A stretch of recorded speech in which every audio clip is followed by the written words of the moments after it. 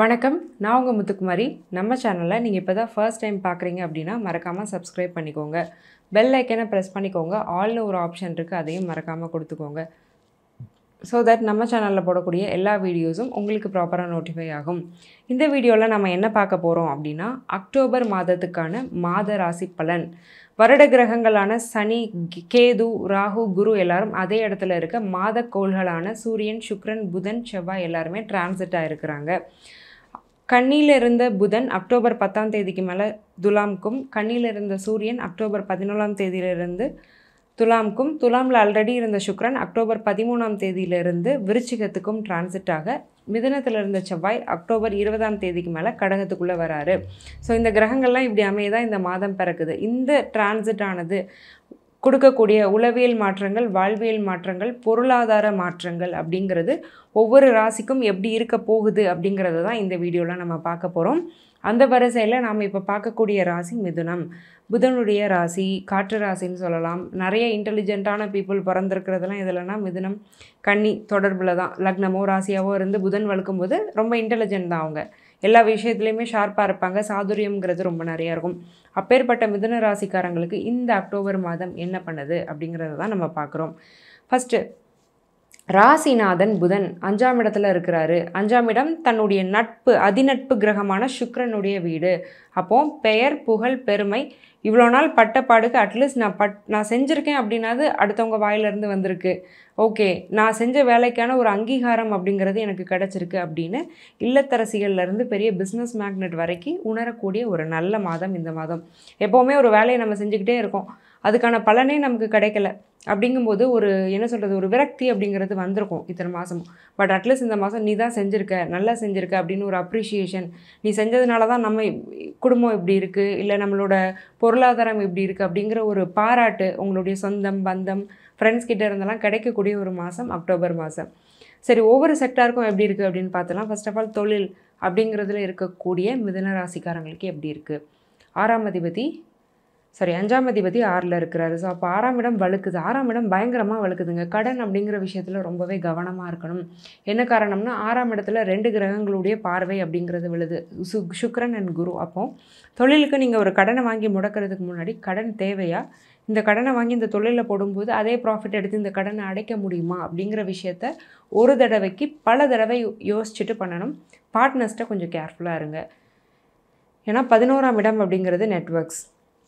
அந்த 11ஆம் அதிபதியான செவ்வாய் அக்டோபர் 20ஆம் தேதிக்கு மேலே நீசமாகிறாரு. அப்போது பார்ட்னர்ஷிப்பில் ஒரு பிரச்சனை வர்றதுக்கு வாய்ப்பு இருக்குது. ஸோ தொழில் பார்ட்னர்ஷிப்பில் பண்ணுறீங்கன்னா அதுலேயுமே கொஞ்சம் கவனமாக இருக்க வேண்டியது ரொம்ப அவசியம். சரி, ஓகேங்க, வேலை எப்படி இருக்கும்? நாங்கள் தொழிலெலாம் பண்ணல, நாங்கள் ஒரு வேலையில் தான் இருக்கோம், எங்களுக்கு எப்படி இருக்கும் அப்படின்னு நீங்கள் கேட்டுக்கிட்டிங்கன்னா, 10ஆம் அதிபதி 12ல் மறைஞ்சிருக்கிறாரு. நிறைய பேர் இருக்கிற இடத்த விட்டு மாறுதலாக கொஞ்சம் தள்ளி போய் பிழைக்கிறதுக்கான வாய்ப்பு இருக்குது. முக்கியமாக ட்ரான்ஸ்ஃபர் அப்படிங்கிறது கண்டிப்பாக இருக்கும். பட் சுபமாக தான் இருக்கும். நீங்கள் மேபி பிடிக்காமல் அந்த ட்ரான்ஸ்ஃபரில் போய் ஒரு வேலையில் உட்காந்தாலுமே அங்கே உட்காந்ததுக்கப்புறம் நல்ல வேலை இங்கே வந்தோம், இந்த ஊர் இன்னுமே கம்ஃபர்டபுளாக இருக்குது, இங்கே கரியர் ப்ராக்ரெஷன் அப்படிங்கிறது நல்லாயிருக்கு, ஒர்க் என்விரான்மெண்ட் நல்லாயிருக்கு அப்படின்னு நீங்கள் சந்தோஷப்படுற மாதிரி தான் இருக்கும் கண்டிப்பாக. ஓகே, கணவன் மனைவியோட ரிலேஷன்ஷிப் அப்படிங்கிறது எப்படி இருக்கும் அப்படின்னு நீங்கள் கேட்டிங்கன்னா, 7ஆம் அதிபதியான குரு 12ல் இருக்கிறாரு. குருங்கிறவர் ஒரு சுபகிரகம். அவர் 12ல் இருக்கும்போது என்ன ஆகும் அப்படின்னா, ஏதோ ஒரு நல்ல விஷயம், ஒரு குட் காஸ்க்காக ஹஸ்பண்ட் அண்ட் ஒய்ஃப் பிரிஞ்சிருக்க வேண்டிய ஒரு சூழ்நிலை வரும். ஒன்று, ஒரு வேலைக்காக கணவனோ மனைவியோ ஒரு ட்ரான்ஸ்ஃபரில் வெளியில் போயிடலாம், ஆல்ரெடி ட்ரான்ஸ்ஃபர் கிடைக்க வாய்ப்பு இருக்குதுன்னு நினச்சிருக்கோம். அல்லது கணவனோ மனைவியோ வேலை சம்மந்தமாக ஒரு அலைச்சல், ஒரு 2 நாள் அங்கே போகிறேன், ஒரு 2 நாள் இங்கே போகிறேன்னு அலைஞ்சிட்டே இருக்கலாம். அடிக்கடி மீட் பண்ணி ஒன்றா இருக்கக்கூடிய சூழ்நிலைகளை கொஞ்சம் குறைக்குது. குரு டிரான்சிட் ஆகிற வரைக்கும் கொஞ்சம் இப்படி தான் இருக்கும். அல்லது ஒரே வீட்டில் இருக்கிறீங்கனாலும் சேர்ந்து ஒன்றா பேசிக்க முடியாது. அவர் ஒரு ரூமில், நீங்கள் ஒரு ரூமில் உட்காந்துட்டு இருக்கிற மாதிரி தான் இருக்கும். இல்லை நீங்கள் ஒரு ரூமில் இருப்பீங்க, உங்கள் மனைவி இன்னொரு ரூமில் இருப்பாங்க, அப்படி தான் இருக்கும். சரி, ஓகேங்க.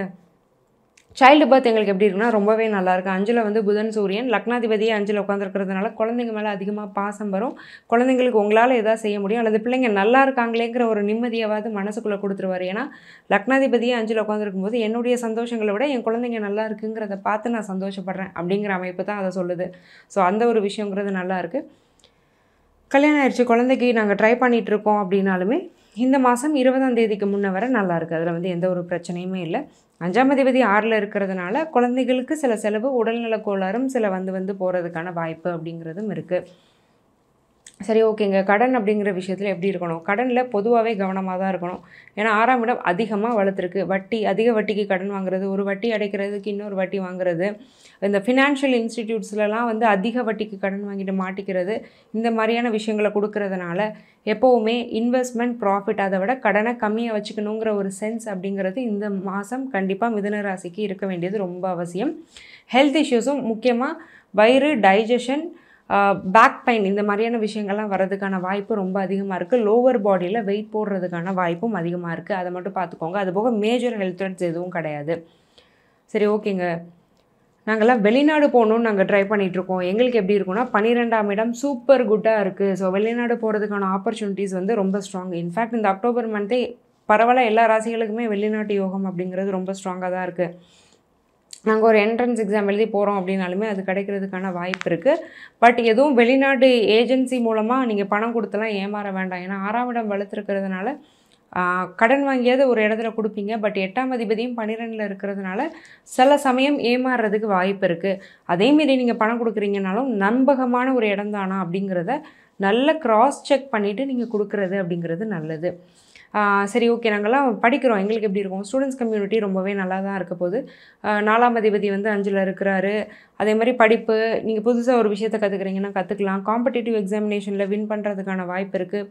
பேங்க் ஸ்டாஃப்ஸ், பேங்க் எக்ஸாம்ஸில் நிறைய பேர் செலெக்ஷன் ஆகிறதுக்கான வாய்ப்பு இருக்குது. சென்ட்ரல் கவர்மெண்ட் எக்ஸாம் படிக்கிறவங்க மட்டும் கொஞ்சம் கேர்ஃபுல்லாக படிக்கணும். For saying SSC, railways, UPSC இந்த மாதிரியான எக்ஸாமினேஷன்ஸ்க்கு ப்ரிப்பேர் பண்ணிகிட்டு இருக்கிறவங்க, சென்ட்ரல் கவர்மெண்ட்டை ஃபோக்கஸ் பண்ணுறவங்க எல்லாருக்குமே கான்சன்ட்ரேஷன் அப்படிங்கிறது கொஞ்சம் அதிகமாக வேண்டியது ரொம்ப அவசியம். செவ்வாய் அக்டோபர் 20க்கு மேலே நீசமாகிறாரு. அக்டோபர் 20க்கு முன்னாடி நீங்கள் அப்ளை பண்ணக்கூடிய எக்ஸாம்ஸ் எல்லாமே செலக்ட் ஆகிறதுக்கான வாய்ப்பு இருக்குது. சரி ஓகேங்க. இது எல்லாமே நல்லாயிருக்கு. எங்களுடைய ஹெல்த் அப்படிங்கிறது எப்படி இருக்குது அப்படின்னு நீங்கள் கேட்டுக்கிட்டிங்கன்னா, சுக்ரன் ஓகே. சுக்ரனை பற்றி எந்த பிரச்சனையும் இல்லை. பட் அங்கே குருவுடைய பார்வையும் வந்து விழுது. அப்போ அந்த வீடு கொடுத்த செவ்வாய் வந்து நீசமாகிறது ஒரு வகைக்கு ஒரு ஆறுதலான விஷயம். அப்போது அக்டோபரில் முதல் 3 வாரங்கள் உங்களுடைய ஹெல்த்தை ரொம்பவே நல்லா பார்த்துக்கோங்க. முக்கியமாக டென்டல் ப்ராப்ளம், வயிறு சம்மந்தப்பட்ட பிரச்சனை, கொலஸ்ட்ரால் இந்த 3லையுமே நல்லா பார்த்துக்கோங்க. என்ன சாப்பிட்றீங்க, உங்களுடைய லைஃப் ஸ்டைல் எப்படி இருக்குது அப்படிங்கிறதுல எப்போவுமே ஒரு கவனத்தை வச்சுக்கோங்க. அதே மாதிரி ஃப்ரெண்ட்ஸ் அண்ட் ரிலேட்டிவ்ஸ்டையும் ரொம்ப க்ளோஸான சீக்ரெட்டான விஷயங்களை ஷேர் பண்ணாமல் இருக்கிறது ரொம்பவே நல்லது. இவ்வளோ நேரம் நம்ம பார்த்துட்டு இருந்தது வெறும் ஜென்ரல் ப்ரெடிக்ஷன்ஸ் தாங்க. உங்களுடைய ராசியுடைய பிரத்யேகமான பலன் என்ன, என் வாழ்க்கையில் என்ன தான் நடந்துட்டுருக்கு, என் தசாபுத்தி என்ன செய்யுது அப்படிங்கிறதெல்லாம் தெரிஞ்சுக்கணுன்னா கீழே கொடுத்துருக்க என்னுடைய நம்பருக்கு காண்டாக்ட் பண்ணி என்னுடைய அப்பாயின்மெண்ட்டை நீங்கள் புக் பண்ணிக்கோங்க. நான் உங்களுக்கு ரொம்ப ரொம்ப சிம்பிளான வாழ்வியல் பரிகாரங்கள் தான் சொல்லுவேன். அதாவது லைஃப் ஸ்டைல் ரெமடிஸ்னு சொல்லுவோம். டெய்லி நீங்கள் காலையில் எந்திக்கிறது, குளிக்கிறது, வேலைக்கு போகிற மாதிரி ஈஸியாக செய்யக்கூடியது தான். அதை செஞ்சு பெனிஃபிட் ஆனவங்க நிறைய பேர். அந்த வரிசையில் நீங்களும் என்ன பண்ணணுன்னு நான் மனசார வேண்டிக்கிறேன். ஆல் த வெரி பெஸ்ட் மிதுனம். நன்றி, வணக்கம்.